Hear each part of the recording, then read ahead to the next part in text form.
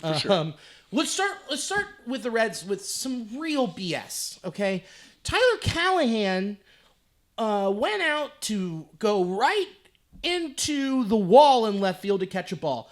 He gets it. His body collides with the wall. You hear the thud on the broadcast. Crumples down on the ground. Opens up his glove. The ball rolls out. Matt Olson then scores. They take a look at it. The rule is that he has to have complete control even when he's going down to the ground with it, and the intention of having it go from the glove to the hand or coming out. There is something there that finalizes that it was a catch. Mm. So I understand that. I was like, okay, I guess that's the rule. Then Saturday night, Trent Grisham catches one in center field and flips it to Judge. Like one fell swoop. Gets it, pulls it in, and then he highlights it over to Judge. And he misses Judge. And Kotze, the A's manager, comes out and he goes, "That's not a catch. He didn't complete the movement of the transfer." And then the umps were like, "No, he did. Just don't, whatever. It's fine." And they just let it slide. I want to start here. Do you agree with the call for the Reds? Against them, knowing the constructs of the rule? When I saw the play, and I watched it as many times as what I could tolerate, that is a catch in my mind. If that isn't a catch, then I don't know what catching a ball is. I understand that, I understand watching it. He catches it, collides in the wall, feels that impact where his forearm just gets annihilated. And then you see him move his arm back and then let his glove fall off. I felt like he made his complete athletic move, caught the ball, went to bring his hand in, and when he realizes, oh, my arm is not an arm anymore, that's when he decided to make another move to let his glove drop. Right.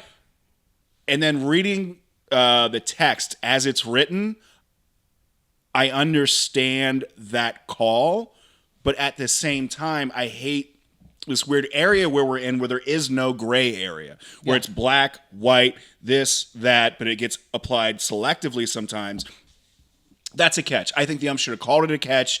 I thought they should have stopped the play of it. It just seems so bananas that they would let that kind of play out. I get it, but at the same time, as you watch that, I felt that was a catch. I don't understand why play didn't stop at that point. But yeah, then you watch what the Yankees did. It is kind of infuriating. It's hard not to feel that bigger market sensation of where, okay, if we had a lot more fans or whatever, that would have been called our way. So yeah, it sucks. I do think it's BS, but I think we really need to figure out like what are the priorities and the emphasis of the rules. Like, what are we trying to get out of this, as opposed to getting way too lost in semantics. Yeah, I'm with you, man. The thing that he did is he continued running, and so that allowed them to be like, all right, well, that's just the call. I mean, his arm became a skin sack full of bone chips. Have some empathy. But at the same time, I'm like, yeah, they just needed to make that call. And I don't know. The gray area I'm with you on, too. I think it just sucks because that was what swung the game. I mean, the Reds still lost 4-0. Those 2 runs or whatever, that didn't help, but it still swung the momentum back Atlanta's way. I don't know. I thought it was a catch. I think it's bullshit, and that kid put his arm on the line. He really did. And then you see later in the series where there was a clear blocking of the bag where that didn't get called. Dude. And that was the one where I was just like, okay, why do rules even exist at this point? Well, he had the ball. He can block the play. You don't have to give someone a lane to slide if you have the ball.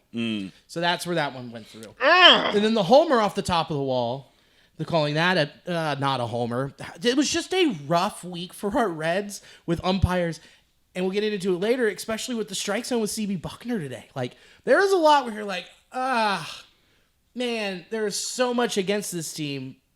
But at the same time, you got to attempt to overcome it. Yeah, it's not out of the Reds' hands as to why they got in this position where they're at right now, being 2 under 500, I believe, in a situation that could have been a lot more over. Yeah, absolutely. It's just painful.